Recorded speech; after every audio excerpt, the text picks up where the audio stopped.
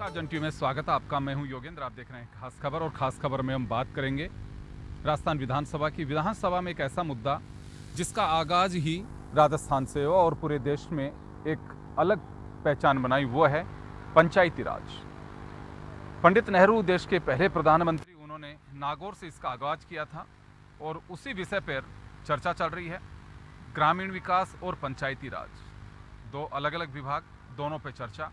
और चर्चा में क्या कुछ खास निकल करके आ रहा है वो हम आपको बताएंगे। हमारे साथ विधायक साहिबान हैं जिनसे जानना भी चाहेंगे कि किस तरह से क्या बहस चल रही है। तो हमारे साथ छगन सिंह राजपुरोहित जी भाजपा से और कांग्रेस से डूंगर राम गेदर साहब हैं। गेदर साहब, बहस चल रही है अनुदान मांग, और यूँ कहूँ कि विभागों की आखिरी डिमांड है इस सत्र की, तो कैसा क्या, क्योंकि एक ऐसा मुद्दा है जिसका आगाज ही राजस्थान से हुआ था। बिल्कुल, वास्तव में आज पंचायती राज ग्रामीण विकास जो पर अनुदान मांगों पर चर्चा हो रही है, और वास्तव में ही राजस्थान का बहुल्य जो क्षेत्र है वो ग्रामीण क्षेत्रों से आता है, और ग्रामीण विकास और पंचायती जो राज है वो गांव की सरकार है। लेकिन पिछले 2 साल से ग्राम पंचायतों को पैसा नहीं मिला, नरेगा का पैसा नहीं आ रहा। सेंटर सरकार के से जितनी भी यानी योजनाएं हैं, पीएम आवास योजना है, रोज़ाना हमारे पास फ़ोन आते हैं कि 5-5 महीने से 6-6 महीने से एक किस्त आ गई लेकिन दूसरी किस्त नहीं आ रही। तो इस तरह से टोटल जो योजनाएं हैं वो फेल है। चुनाव नहीं होने की वजह से केंद्र सरकार ने पैसा अटका रखा है और चुनाव है वो करवाना नहीं चाहते। इसलिए आज राजस्थान प्रदेश के अंदर ग्रामीण की जो सरकार है, हम आप सरपंचों से जाकर के पूछो उनके क्या हालात है। सरपंचों को पता है, उनको पास पैसा नहीं है तो वो यानी हम लोग जब जाते हैं तो एमएलए लेड से पैसा दो, एमपी लेड से पैसा दो, जिला प्रमुख दो और दो, लेकिन उनको जो पैसा आना चाहिए, जो ग्रामीण विकास का आना चाहिए, वो पैसा उनके पास आज नहीं आ पा रहा है। राजस्थान में पंचायत के चुनाव ड्यू हैं, वो भी एक मुद्दा बना हुआ है। एमपी एमएलए लेड का पैसा जो पंचायत में आता है वो भी मुद्दा बना हुआ है। आरोप ये लग रहा है सरकार पर, विपक्ष खासकर कांग्रेस की ओर से, कि चुनाव से बचना चाहती है। तो छगन जी, आपके पास में आना चाहूँगा। ये एक बड़ा आरोप लग रहा है कि जो डिबेट चल रही है उसके दौरान, कि आप लोग चुनाव नहीं कराना चाहते हैं, टालना चाहते हैं। सबसे पहले तो मैं माननीय मुख्यमंत्री जी का धन्यवाद करना चाहूँगा, जिन्होंने राजस्थान को विकास की ओर अग्रसर कराया पिछले 2 वर्षों में। जैसा कि हमारे माननीय सदस्य कह रहे थे गेदर साहब, कि ग्रामीण और पंचायत राज में विकास के बाद, तो सबसे पहले तो जिस चुनाव की ये बात कर रहे हैं, माननीय मुख्यमंत्री जी ने, पूर्व के मुख्यमंत्री अशोक गहलोत जी ने इस राज्य को चुनावी राज्य स्थापित कर दिया था। लगातार 3 वर्षों तक चुनाव चले और अलग अलग चुनाव करवा दिए। इनकी मर्जी से जब चाहे तब चुनाव करवाए थे। उससे कहीं न कहीं अव्यवस्था हुई थी, विकास की बात ही नहीं हो रही थी, सिर्फ चुनाव की बात हो रही थी। सब लोग परेशान थे कि सिर्फ चुनाव ही चल रहे हैं। उसको लेकर हमारे राजस्थान के यशस्वी मुख्यमंत्री जी ने एक सपना देखा, जिस प्रकार से देश के प्रधानमंत्री जी ने कहा कि एक देश एक चुनाव होना चाहिए। उसी प्रकार से अगर राजस्थान का विकास करना है तो एक राज्य एक चुनाव होने चाहिए। उसी तर्ज पर हम आगे बढ़ रहे हैं। और अभी जैसे कोर्ट के आदेश के अनुसार उन्होंने कहा था कि अप्रैल तक करवाओ, तो उसको लेकर भी सब प्रक्रिया पूरी हुई है। हमने ये नहीं करा कि प्रशासक किसी अधिकारी को या उधर वीडियो को बनाया हो या उधर वीडियो को बनाया हो। हमने उसी जनप्रतिनिधि को प्रशासक बनाया, सरकार ने उसी को बनाया जो जनप्रतिनिधि चुने हुए थे, और उन्हीं के पास पूरे पावर है। उससे पहले भी कई बार 13-13 वर्षों तक चुनाव नहीं हुए थे, लेकिन ये पहली सरकार है जिन्होंने, और माननीय गेदर साहब को ध्यान आकर्षित करना चाहूँगा कि आप अपने पंचायत समिति में जाकर एक बार जांच कर ले कि पैसा कितना आया। मैं कह रहा हूँ कि मार्च अप्रैल के बाद में, जैसा कि आप दूसरी किस्त की बात कर रहे हो सकता है, लेकिन पहले एक साथ में 2500 मकान, एक मकान की प्रधानमंत्री आवास योजना की स्वीकृति आई एक पंचायत समिति में। तो ऐसे करोड़ों मकान जो बने हैं पूरे 11-12 वर्षों में, उसमें राजस्थान भी एक, मतलब कि 1 करोड़ से समथिंग एक्स्ट्रा मकान बने। ये बहुत अभूतपूर्व है।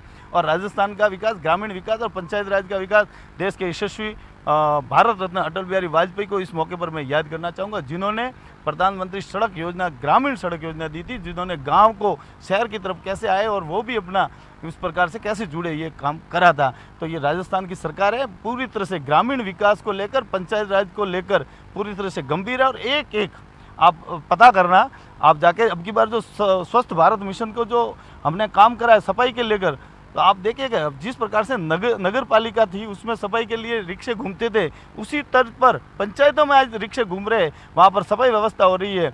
हाँ, हो सकता है कई पंचायतों पर मॉनिटरिंग सही नहीं होने से हो सकता है वहाँ सफाई नहीं होगी, लेकिन ये पहली बार है कि हर एक पंचायत में ये स्वच्छ भारत मिशन के लिए सफाई के लिए टेंडर हुए हैं। तो मैं एक बात जानना चाहूँगा, आपने कहा कि गहलोत सरकार के वक्त चुनाव होते रहते हैं। बात सही है कि चुनाव होते हैं, आचार संहिता लगती है, जो काम होने होते हैं वो हो जाते हैं और नहीं होने का तो एक बहाना मिल जाता है कि साहब चुनाव चल रहे हैं, हम कुछ कर नहीं सकते, आचार संहिता लगी हुई, इसका सामना आप लोगों को भी करना पड़ता होगा कई बार। यहाँ एक बात मैं जानना चाहूँगा, वन स्टेट वन इलेक्शन की बात कही, बहुत अच्छी बात है, सबने कहा भी था, लेकिन ये होगा कैसे, यह मुद्दा भी चल रहा है कि फिर इसे लागू कैसे करेंगे। हमने सुप्रीम कोर्ट में भी एप्लीकेशन लगाई कि अभी तक हमारे पास ओबीसी कमीशन की रिपोर्ट नहीं आई है सरकार की तरफ से। तो ये अगर ओबीसी कमीशन की रिपोर्ट आ जाती है, उसके साथ साथ में लगभग सितंबर में लगभग सभी के 13 जिलों के जो जिला परिषद के चुनाव और पंचायत राज के चुनाव वो ड्यू है, तो मुझे लगता है कि उसके साथ में हो जाए तो एक राज्य एक चुनाव होगा तो ये बहुत बड़ी उपलब्धि होगी। और मैं कल कैबिनेट के फैसले का भी स्वागत करता हूँ। जिन हमारे पास में कई ऐसे वरिष्ठ लोग आ रहे थे कि हम अब तो वो बच्चों वाला हटा दो पैरा, तो ये भी कल कैबिनेट ने जो फैसला करा है जो जनता के हित में, अब वरिष्ठ लोग भी जो जिन्होंने उस समय 1995 की जो आवश्यकता थी उसके अनुसार माननीय भैरू सिंह जी शेखावत साहब ने एक एक्ट बनाया था कि भाई ये 2 बच्चों से अधिक के चुनाव ले। लेकिन आज परिस्थितियों को देखकर जो ऐसे कई हमारे जनप्रतिनिधि चाहते थे, जो संगठन में तो काम कर रहे थे लेकिन उनको चुनाव लड़ने का अवसर नहीं मिल रहा था, तो इससे सभी ऐसे वरिष्ठ लोगों को भी चुनाव लड़ने का अवसर मिलेगा। और साथ में मैं माननीय मुख्यमंत्री जी का भी धन्यवाद करना चाहूँगा पुनः, जिन्होंने एक ऐतिहासिक फैसला करवाया है।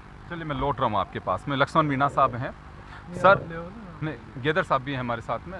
लक्ष्मण जी ये बताइए कि वन स्टेट वन इलेक्शन के लिए कह रहे हैं और बीजेपी का लगातार कहना है कि कांग्रेस गुमराह कर रही है, हम चाहते हैं कि बार बार आचार संहिता नहीं लगे, ये one election one state one election के फोन पे हम काम कर रहे हैं।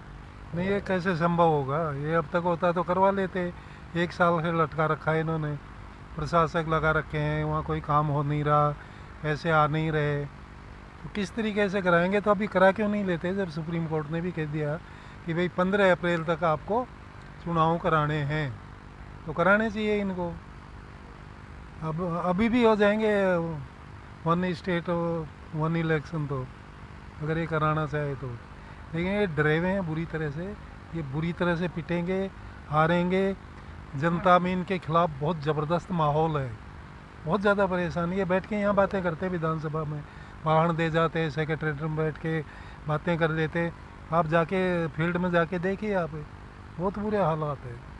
वो चाहे रोज़गार है, जिसमें अभी ये नरेगा वाला हुआ है, वो तो और भी ज़बरदस्त है, क्योंकि भी चाहे 50% पॉपुलेशन महिलाओं की है, और महिलाएं इतनी रुष्ट है। हम गए ना, हम तो जाते हैं, वो से मिलते हैं, उनसे बात भी करते हैं, जिसकी कोई देखे ना हद नहीं, वो इनको निपटा देगी पूरी तरह से। तो इस वजह से ये बार बार one election one state one election के नाम से ये धीरे धीरे खिसकाते ले जा रहे हैं, और ये कोशिश कर रहे हैं कि भाई दिसंबर तक पहुंच जाए। अच्छा, दूसरी तरफ इनको भय भी है, क्योंकि कुछ ऐसे पंचायत समिति और जिला परिषदें हैं जिनका ड्यू होता है सितंबर 2026 में, उनको इससे पहले कैसे कर सकते हैं, संविधान के विरोध कैसे जा सकते हैं। ये तो संवैधानिक प्रावधान है पंचायती राज संस्थाओं का। तो ये ना मेरे को लगता है कि ये चुनाव टालने का एक बहाना है जी, कि हम एक साथ ही सारे ना करवा देंगे। मेरे को लगता नहीं है कि संभव होगा। चलिए सर आप बने रहिए, मैं एक बार छगन जी से जवाब दिलवाता हूँ। छगन जी, मूल वजह बताती है कांग्रेस है कि डरे हुए हैं, चुनाव कराना नहीं चाहते। पहले तो मैं लक्ष्मण जी का ध्यान आकर्षित करना चाहूँगा, इनके एक ही वक्त में एक ही खड़े ही उनके बातों में विरोधाभास आ रहा है कि एक तरफ ये एक चुनाव एक क्यों नहीं करवा रहे, फिर कह रहे सितंबर में, दूसरा पूरा हो रहा है समय, तो सितंबर तक कैसे करवा सकते। तो यही है कि इनको मतलब कि बात करनी है, विपक्ष का काम है सिर्फ विरोध करना, लेकिन इनको पता है कि पिछले 2 वर्षों से जो विकास की गंगा बही है, ग्रामीण क्षेत्र में हो, भले वो सड़कों की व्यवस्था हो, जल जीवन मिशन का कार्य हो। आपने देखा होगा पिछले 5 वर्षों में जल जीवन मिशन की धज्जियाँ उड़ा दी थी। आपने सबने देखा होगा कि हजारों करोड़ों के घोटालों को उजागर करा है। आज सभी अधिकारी उनको सस्पेंड करा है, आज जेल में है। तो ये कहीं न कहीं उनके भ्रष्टाचार को उजागर करा। और रही बात इस चुनाव की बात है, पंचायत राज चुनाव में आप देख लेना, एक तरफा जिला परिषद में प्रमुख बनेंगे, पंचायत राज में प्रधान बनेंगे, और आप देखना भारतीय जनता पार्टी जिस प्रकार से बहुमत के साथ, पिछली बार हमने सरकार हमारी नहीं थी, फिर भी प्रधान और प्रमुख भारतीय जनता पार्टी के अधिक बने थे। अब की बार सरकार है तो इससे भी 75% से ऊपर हमारे प्रधान और प्रमुख बनेंगे, क्योंकि विकास की गंगा बही है, हम सबने काम करा है, ये काम करा इसलिए तो हम लोग। और रही बात ये कह रहे चुनाव क्यों नहीं करवा रहे, चुनाव का एक ही मंतव्य है, वो तो ठीक है, सुप्रीम कोर्ट का और हाई कोर्ट का जो फैसला है उसके अनुसार अगर कोर्ट ने फैसला कर दिया परसों 28 तारीख को, तो उनके अनुरूप चलेंगे। लेकिन हमारी जन भावना के अनुरूप हमारी भावना ये है कि एक स्टेट है तो एक चुनाव हो, और एक चुनाव हो गया तो ये राजस्थान के विकास के लिए बहुत बड़ी बात होगी। हमने तो देखा है पिछली बार अलग अलग चुनाव, मेरे ही क्षेत्र की अगर बात करो 4 बार चुनाव हुए, 4 बार चुनाव हुए तो हमने अलग अलग, और इनके खुद को पता है कि ये जो अलग अलग चुनाव होते हैं उससे कितना नुकसान है, आर्थिक रूप से भी लॉसेज है, और जो विकास का है वो भी रुकता है, ये हम सबको पता है। तो ये एक स्टेट एक चुनाव हम सब के लिए आवश्यक है, और मैं तो चाहूँगा जिस प्रकार से सुप्रीम कोर्ट से हमने 6 महीने का टाइम मांगा है, तो सुप्रीम कोर्ट फैसला करेगा हमारे पक्ष में। और जो विकास की गंगा बह रही है, माननीय मुख्यमंत्री जी बोले, वो आपने देखा होगा ईआरसीपी को लेकर, ईआरसीपी जिस प्रकार से कांग्रेस वाले खाली मुद्दा बना रहे थे, लेकिन उन्होंने काम करने का काम नहीं करा। चलिए मैं वापस आ रहा हूँ, क्योंकि ईआरसीपी नहीं, आज हम पंचायत राज और ग्रामीण विकास पर फोकस करना चाहेंगे। गैदर साहब, वन स्टेट वन इलेक्शन की बात की जा रही है, और विधानसभा के अंदर बहस के दौरान भी ये बात आ रही है कि इसी वजह से चुनाव नहीं हो पा रहे हैं। देखो, पहला जो बजट आया था 2024 में, उस 2024 के बजट में आपने घोषणा की थी वन स्टेट वन इलेक्शन की। हम ये कह रहे हैं कि वन स्टेट वन इलेक्शन करवाओ, हम मना नहीं कर रहे हैं, लेकिन करवाओ तो सही। आप बार बार चुनाव को आगे क्यों कर रहे हैं? सुप्रीम कोर्ट की क्यों डांट आप खा रहे हैं? क्यों ओबीसी की रिपोर्ट तैयार पड़ी है? आप लेना ही नहीं चाहते ओबीसी से रिपोर्ट? ओबीसी रिपोर्ट देने के लिए तैयार बैठा है, ओबीसी ने तो पहले ही कह दिया कि हमारे पास रिपोर्ट तैयार है। तो इस तरह से, लेकिन चुनाव से ये बार बार क्यों भागते हैं? अभी जो पंचायत समिति और जिला परिषद का पुनर्गठन हुआ है, मेरे विधानसभा क्षेत्र में सूरतगढ़ पंचायत समिति में एक पंचायत समिति का वार्ड जनसंख्या है 4000, और एक पंचायत समिति के वार्ड उसकी जनसंख्या है 16000। मैं ऑन रिकॉर्ड ये बात कह रहा हूँ। ये कौन सा मापदंड है, मेरे को आप बता दे, कोई भी बता दे, देश का, दुनिया का व्यक्ति, कि ये कौन सा मापदंड है कि एक पंचायत समिति के सदस्य का वार्ड जो है वो 4000 की यानी जनसंख्या पर किया जाएगा, और एक वार्ड है वो 16000 की जनसंख्या पर बनेगा। ये कौन सा यानी मापदंड है? इनके पास कोई मापदंड नहीं है। और सरपंचों को आपने प्रशासक नियुक्त कर दिया, लेकिन मैं तो ये पूछना चाहता हूं कि सरपंचों की किस्तें आपने पिछले 1.5 साल में कब कब डाली है? यदि आज सरपंचों को उनका पैसा मिले, बकाया पैसा मिले, जो सेंटर से आने वाला है, राज्य सरकार से मिलने वाला है, तो कम से कम 60 लाख से लेकर के 1-1 करोड़ रुपए एक ग्राम पंचायत के खाते में आना चाहिए, लेकिन दिया नहीं आपने, इसलिए हो नहीं रहा है, काम नहीं हो रहा है। अब आप कह रहे हैं कि हमने प्रशासक नियुक्त नहीं किए, तो क्या जहाँ पंचायत समिति के प्रधान का टाइम पूरा हुआ है वहाँ प्रशासक नियुक्त नहीं किए? क्या जहाँ जिला प्रमुख का चुनाव, ये बात तो ये कह रहे हैं, नगर पालिका का कहना है कि उन्होंने जनप्रतिनिधियों को ही हमने प्रशासक बनाया। कहाँ? पंचायत समिति के जो प्रधान जहाँ है वहाँ पर उसको प्रशासक बनाया है? पंचायतों में क्यों? तो वो कौन है? पंचायत समिति का प्रधान कौन है? जिला प्रमुख कौन है? नगर पालिका का चेयरमैन कौन है? वहां भी तो आपने प्रशासक बनाए ना, सरकारी अधिकारी कर्मचारी को बनाए। तो इसलिए अब सरपंचों को आपने प्रशासक बना दिया, लेकिन सरपंचों को आपने पैसा नहीं दिया। अब आप बताओ, सरपंचों को आपने प्रशासक बना दिया, हम एमएलए लेड का पैसा देते हैं, यदि 6 लाख रुपए से ज़्यादा कोई भी स्वीकृति हमारी होती है तो उसका काम डायरेक्ट सरपंच अपने कोटे से सिस्टम से नहीं करवा सकता, उसको अलग से ठेका करवाना पड़ेगा। यदि और भी कोई काम, इन्होंने इतने पेचीदगियां पैदा कर दी एमपी एमएलए लेड में भी और सरपंच के काम करने के सिस्टम में भी इतनी पेचीदगियां कर दी कि वो आज काम करवाने के लायक नहीं है। सरपंचों की हालात बहुत ख़राब हो रही है, वो सिर्फ मूल निवासी जाति प्रमाण पत्रों पर साइन करें, इसके अलावा उनके पास कोई भी काम नहीं बचा है। इसलिए हालात राजस्थान प्रदेश के अंदर खराब है और इसका खामियाजा इनको भुगतना पड़ेगा। छगन जी, ये जो डिलिमिटेशन किया गया है पंचायतों का, उसको लेकर के अभी मैं सुन रहा था, जूली जी भी बोले, डोटासरा जी बोले, और भी जो सदस्य बोल रहे हैं उनका ये कहना है कि क्या पैरामीटर तय किए गए हैं, कमेटी बना दी गई लेकिन कमेटी की चली नहीं, दूसरे लोगों का, भाजपा के सीनियर नेता हैं उनका दखल, और उनके माध्यम से ये गोविंद सिंह डोटासरा पीसीसी चीफ, उन्होंने आरोप भी लगाया है कि उनके हिसाब से पंचायतें तय की गई हैं। जिस प्रकार से परिसीमन की बात हुई है, सबसे पहले तो डोटासरा जी ने कहा कि एक दूसरे की सीमाएं को टच ही नहीं है। हमारे तो सबसे पहले सभी अधिकारियों से ये कहा था कि जब तक सीमाएं टच नहीं है एक भी पंचायत को भी नहीं बनाएंगे। एक भी ऐसी कोई पंचायत समिति की जो वार्ड बने हैं या ग्राम पंचायत के वार्ड बने हैं, एक भी ऐसा सरपंच का क्षेत्र नहीं होगा, 2 गांव हैं तो वो उसको उसी 2 गांवों को मिलाकर ही पंचायत बनाई है और पंचायत समिति। हाँ, ये हो सकता है कि कहीं वास्तु स्थिति को लेकर जनसंख्या का हो सकता है कि उसमें थोड़ी छोटी कम ज़्यादा हो सकती है, लेकिन पहली बार पूरी ईमानदारी के साथ में पंचायत राज का परिसीमन हुआ है। सभी मेरे को तो यहाँ तक कांग्रेस के मित्रों ने यहाँ तक कह दिया कि आपने भाद्राजून को कैसे समिति बनाया, ये तो कांग्रेस की है। तो मैंने कहा कांग्रेस की कैसे, जनता तो हमारी है ना। उन्होंने पूरी ईमानदारी के साथ में पूरा मुख्यालय बनाया और पंचायत समिति ऐसे जहाँ भी जनता ने चाहा था, जनता ने जिस प्रकार से मांग कर दी उसी प्रकार से परिसीमन हुआ है। किसी भी प्रकार से अगर उसमें भी टाइम दिया था, इसी जनता ने अगर उसका विरोध किया है या कोई मांग करी है कि भाई ये इस प्रकार से ठीक नहीं है तो उसको वापस चेंज भी करा है। तो ये कहीं न कहीं इनका सिर्फ ये राजनीतिक भाषण होता है इसलिए बात करें, लेकिन यहाँ पर पूरी तरह से जो परिसीमन हुआ है एकदम ईमानदारी के साथ में और पूरी एकदम स्पष्टता के साथ में हुआ है। इनको ये रास नहीं आ रहा है कि सरकार हमारी है और इन लोगों को जब चांस मिला इन्होंने परिसीमन करा ही नहीं, इन्होंने उस समय परिसीमन करा ही नहीं। हमने उसको जनसंख्या को कम करके क्या भाई पंचायत, लेकिन ये कहा जा रहा है कि कहीं 3000 का वार्ड है तो कहीं 13000 16000 का वार्ड तो है। ये वहाँ भौगोलिक स्थिति देखकर करना पड़ता है। कोई हो सकता है 1-2 वार्ड ऐसे हुए होंगे, ज़्यादा नहीं, लेकिन भौगोलिक स्थिति को भी देखना पड़ता है कि भैया जनसंख्या इस जमीन क्षेत्रफल कम है लेकिन जनसंख्या ज़्यादा, तो हो सकता है इसको करे ही होंगे। चलिए, हमारे साथ मंत्री जी हैं जोराराम कुमावत साहब। सर, पंचायत राज ग्रामीण विकास की अनुदान मांगों पर बहस में सबसे बड़ा मुद्दा पंचायती चुनाव का आया कि पंचायत राज के चुनाव नहीं हो रहे, 3000 करोड़ रुपए सरकार के लैप्स हो रहे हैं, गाँवों का विकास रुका हुआ है क्योंकि पंचायत राज और ग्रामीण विकास दोनों की मांगे हैं। पंचायतों का गठन नहीं हो रहा है तो ग्रामीण विकास पर इसका असर पड़ रहा है, ये कांग्रेस का आरोप। निश्चित रूप से पंचायत राज के चुनाव में जो देरी हो रही है उससे विकास के ऊपर कोई फर्क नहीं पड़ रहा है और गाँवों में सरकार की सारी योजना है क्रियान्वित हो रही है।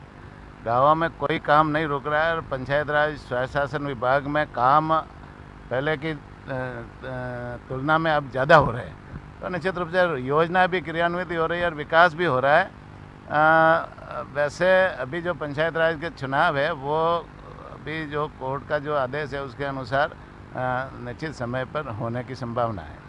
जी, एक आप के सर अध्यक्ष जी ने भी आरोप लगाया है और ये कहा जा रहा है कि 3000 करोड़ रुपए लैब से हो रहे हैं और दूसरा वोटिंग लिस्ट को लेकर के आप लोगों का एक आरोप है कि पुरानी वोटिंग लिस्ट से चुनाव पर आमदा है सरकार, तो SIR क्यों कराया गया, ये कि सवाल क्यों खड़ा हो रहा है? ये नहीं, इनको कराना SIR से ही करवाने चाहिए थे, लेकिन पता नहीं इनकी जो चाल थी, जो फर्जीवाड़ा करने वाले थे कर नहीं पाए, इनकी पोल खुल गई थी। वो पोल खुलने के बाद में इन्होंने देखा कि इससे तो हम जीत नहीं पाएंगे और जो जनवरी 2025 को जो पब्लिश हुई थी वोटर लिस्ट है उसी को इन्होंने वापिस से अपडेट करवाया है। उसमें अपडेट इतना ही करवाया कि जो मरे हुए लोग हैं उनको हटाया, बाकी को देखो जो शिफ्ट हो गए या परमानेंटली है ना छोड़ के चले गए जिसका 2 जगह नाम है उनको यथावत रखा है। तो ये बताया कि इनको ऐसी क्या परेशानी है कि SIR से जो वोटर लिस्ट बनी है बन चुकी है, वो पब्लिक भी होगी 21 को, उसको वेरीफाई भी कर दिया, लोगों ने देख लिया कि भाई उनके नाम अठें GT है, लेकिन उसके बावजूद फिर पुरानी उससे क्यों करवा रहे हैं ये? इसका जवाब तो यही दे। हमें तो लगता है, डाउट है इनको कि भाई हम जीत नहीं पाएंगे इससे, तो जो इनको गफला करना था वो कर नहीं पाए, ये पकड़े गए। कई जगह FIR भी दर्ज हुई, कई SDMs को 2-2 हज़ार 3-3 हज़ार उनके फार्म जिसमें वो साइन किए हुए थे नाम कटाने के, वो पकड़े गए। तो ये बताए कि ऐसा उस पर क्यों आ रहे हैं वापस? जी सर, एक ये बड़ा आरोप लग रहा है कि पुनर्सीमांकन जो पंचायतों का उसी की तरह है जो SIR करवाया गया काफ़ी सरकार एक्टिव होकर के भी कराई क्योंकि ऊपर से कमीशन का कहना था, लेकिन पुरानी वोटिंग लिस्ट से मतदान कराए जाएंगे, ये भी कांग्रेस लगातार आरोप लगा रही है कि एसआईआर जब करवाई गई तो उससे नहीं करा रहे चुनाव।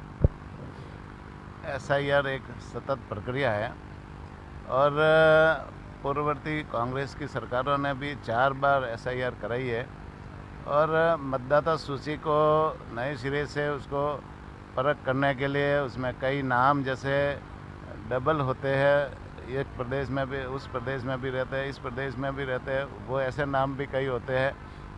कई मतदाता ऐसे हैं जो मृत्यु होने के बाद में भी नाम उनके चलते हैं, तो उनका भी जैसे पुनः जांच होकर के उनको हटाने की कार्रवाई भी होती है, नए मतदाता जोड़ने की भी कार्रवाई होती है। इस तरह से ये जो मतदाता सूची को वापस नई बनाने के लिए ये सतत प्रक्रिया है और कांग्रेस सरकार ने 4 बार कराई है, हमने भी ये जैसे हमारी सरकार ने भी कराई है। तो ये कोई राजनीतिक लाभ लेने के लिए नहीं कराई है, ये तो चुनाव आयोग करवाता है और चुनाव आयोग निश्चित रूप से नियमों के तहत कराता है और नियमों के तहत ही हो रहा है। तो इसका जैसे आने वाले समय में इसका लाभ है मतदाता को भी मिलेगा और निष्पक्ष सरकार सुनने का अवसर मतदाता को मिलेगा।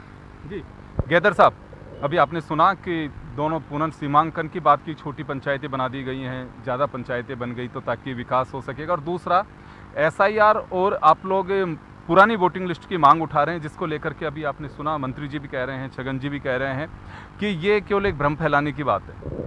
देखो, एसआईआर के माध्यम से जो पूरे देश के अंदर गड़बड़ पीछे हुई है वही करने का प्रयास है, वो राजस्थान में करने का प्रयास था, लेकिन हमारे सक्रिय जो संगठन है, पदाधिकारी है, उनकी सक्रियता की वजह से, प्रदेश अध्यक्ष जी ने जो प्रेस कॉन्फ्रेंस की उसकी वजह से जो गड़बड़ ये करना चाहते थे वो ये गड़बड़ नहीं कर पाए हैं। इनके तो यहाँ तो ये माना जा सकता है कि एसआईआर फेयर हुई है। इनके ऑफिसों से 7 नंबर जो फार्म है वो ऑफिस से जारी हुए हैं, यानी गलत साइनों से जारी हुए हैं और वहाँ आम लोगों से साइन करवा करके इन लोगों ने वो फार्म जमा करवाए हैं। तो इस तरह का प्रयास इन लोगों ने किया है, लेकिन संगठन की सक्रियता की वजह से ये जो गड़बड़ करना चाहते थे वो नहीं करना चाहते। अब हम ये चाहते हैं कि जब एसआईआर करवा ली, नई वोट लिस्ट आ गई, तो फिर उसी आधार पर चुनाव होना चाहिए। जब एसआईआर हो गई, नई वोट लिस्ट आ गई, उस आधार अब उसको छोड़ करके अब आप कह रहे हैं कि पुरानी वोट लिस्ट से चुनाव करवाएंगे, तो फिर इसका मतलब है कि इनके मन में फिर कोई न कोई नई साजिश और नई बेईमानी है। क्या सर कोई साजिश रच रहे हैं आप चुनाव में? ये तो सिर्फ इनका क्या है कि चुनावी स्टंट होता है। ये हमेशा बरगलाने का पिछले 70 वर्षों से उन्होंने काम करा है और बरगला कर विकास के नाम कर कुछ काम करा नहीं। जब भारतीय जनता पार्टी की सरकार ने हर क्षेत्र में, आपको पता है कि इनके ही एक बड़े राष्ट्रीय प्रवक्ता ने यह कहा था कि जो गैस कनेक्शन है, जो अपन गैस की बात कर रहे हैं, ये तो कि गरीबों के लिए तो है ही नहीं, लेकिन देश के यशस्वी प्रधानमंत्री मोदी जी ने उज्ज्वला गैस कनेक्शन घर घर दे दिए और मुफ्त में दे दिए, गरीब तक गैस कनेक्शन पहुंचा दिया। उनकी तो भावना ही नहीं थी कि गैस कनेक्शन पहुंचे, ग्रामीण ग्राम को सड़कों से जोड़े, गाँवों में लाइट पहुंचे, दीनदयाल उपाध्याय के तहत में गाँवों में लाइट पहुँचा दी, ये और घर घर पानी, जल जीवन मिशन के तहत ये उपलब्धि। अंतिम पंक्ति में बैठे हुए व्यक्ति को हर सुविधा कैसे मिले, जल घर तक कैसे और स्वच्छ जल कैसे पहुंचे, ये काम करा है पिछले 11 वर्षों से देश के यशस्वी प्रधानमंत्री मोदी जी ने। और इनको जब राज मिला 5 साल तक इन्होंने जल जीवन मिशन पर काम नहीं करा। हमने पानी को लेकर, सड़क को लेकर, लेकिन एसआईआर करवाई है तो उससे वोटिंग क्यों नहीं कराना चाहते? सवाल ये उठा रहे हैं। एसआईआर में जब कोर्ट का फैसला आ गया, कि आपको तुरंत अप्रैल में चुनाव करवाना है, अप्रैल से पहले, तो उसको लेकर चुनावी प्रक्रिया होती है, उसमें वो वोटर लिस्ट तैयार नहीं थी। एसआईआर की तो वोटिंग लिस्टें जारी हो रही हैं। वो कोर्ट के हिसाब से जो पहले चुनाव में सभी देना पड़ता है, उसको बीएलएस के पास में जाके सभी व्यवस्था देनी पड़ती है, उनको सब देना पड़ता है और इसका और इसमें कई तरह की तैयारी करनी पड़ती है। इस कारण से उन्होंने पुरानी वोटर लिस्ट, और ये कोई हमारा फैसला नहीं है, ये चुनाव आयोग का फैसला हो, चुनाव आयोग कर रही है। चुनाव आयोग को पता है कि हम किस से चुनाव करवा सकते हैं और इनके समय में जब होता था तब तो कुछ गड़बड़ नहीं है। हम जब हमारे तरफ से कोई हस्तक्षेप भी नहीं है चुनाव आयोग की तरफ से, फिर भी इनको लगता है कि ये चुनाव आयोग हमारे इशारों पर काम कर रहा है, इसलिए ऐसा हो रहा है। ये कतई सत्य नहीं है, ये हमेशा झूठ की राजनीति करने वाले लोग हैं और कांग्रेस ने तो हमेशा झूठ की राजनीति करके 70 वर्षों तक राज किया है। चलिए एक छोटा सा सर मेरा सवाल होगा, मैं क्यों वाइंड अप करूंगा। ग्रामीण विकास और पंचायत राज पर बहस चल रही है, तो मुद्दे थोड़े से डाइवर्ट हो रहे हैं। क्या लगता है आपको कि मुद्दे कौन से आने चाहिए जो वास्तव में जनता के हित के हों? देखो, ग्रामीण विकास और पंचायती राज पे चर्चा हो रही है तो वास्तव में ग्राम पंचायतों को पैसा मिले ज़्यादा से ज़्यादा। जो केंद्रीय जो बजट है, राज्य सरकार का जो बजट है, पिछले 2 साल से उनको पैसा नहीं मिल रहा है। इस पे बहस होनी चाहिए, इस पे बातचीत होनी चाहिए। जो चुनाव हैं उस पे बातचीत होनी चाहिए, बहस होनी चाहिए। और पंचायती राज के अंदर जो सरपंचों को इन लोगों ने, मैंने आपको बताया कि 6 लाख से ऊपर के यदि वो काम करेंगे तो फिर उनको अलग से ठेका है वो करना पड़ेगा, अलग से यानी प्रथा अपनानी पड़ेगी। तो आप ग्राम पंचायतों को मजबूत करने का काम कर रहे हैं, ग्राम की सरकार को मजबूत करने का काम कर रहे हैं या मजबूर करने का काम कर रहे हैं, ताकि वो लोग हैं वो यानी परेशान होकर के और वो किसी न किसी दिक्कत में आए। छगन जी, ये सौभाग्य पूरे देश का कि राजस्थान से पंचायत राज का आगाज हुआ। गैदर साहब का कहना है कि पंचायत राज को मजबूत किया जाना चाहिए, मजबूर नहीं किया जाना चाहिए। आप मजबूर कर रहे हैं, ये आरोप है।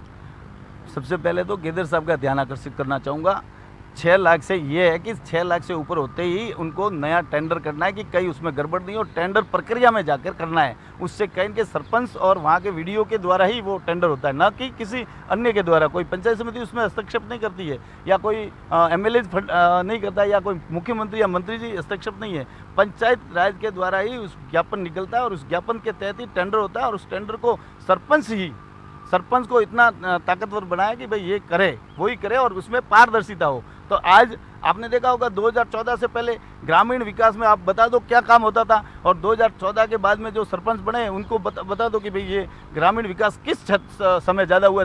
उस समय भी वो सरपंच बने हुए और उस समय भी बने हुए, और जब करोड़ों रुपए उस समय गाँव के विकास के लिए आए, वो देश के यशस्वी प्रधानमंत्री जब बने तब जाके मोदी जी, तब जाके ग्रामीण विकास एक तरफ बनाया, अटल बिहारी जी ने ग्राम सड़क बनाए।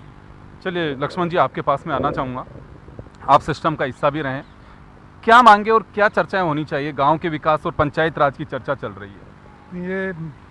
यही चर्चा महत्वपूर्ण, जो गाँव के विकास और पंचायत राज के बारे में, क्योंकि यहाँ की 80% पॉपुलेशन है जो पंचायती राज से जुड़ी हुई है, ग्रामीण एरिया के रहने वाले हैं।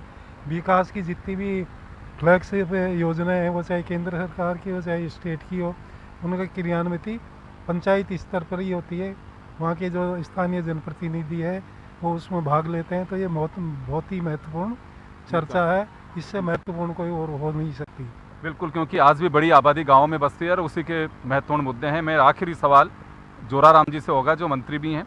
सर, आखिरी अनुदान मांगों पर बहस है और मुखबंद मांगों को एक साथ से पारित कर दिया जाएगा, तो क्या लगता है ये सिस्टम है? एक आरोप ये लगाया जा रहा है, चर्चा है कि मूल मुद्दे जो हैं उन पे चर्चा नहीं करा पाई सरकार। निश्चित रूप से जो मांगों के पे चर्चा हो रही है, चाहे चिकित्सा के क्षेत्र में है, ऊर्जा के क्षेत्र में है, पंचायत राज के क्षेत्र में है, ग्रामीण विकास के क्षेत्र में है, या सहकारिता के क्षेत्र में है, या खाद्य सुरक्षा, खाद्य आपूर्ति के संबंध में है, जो जनता से जुड़े हुए सारे के सारे मुद्दे वाली जो मांगे थी वो सरकार ने यहाँ जैसे चर्चा कराई है।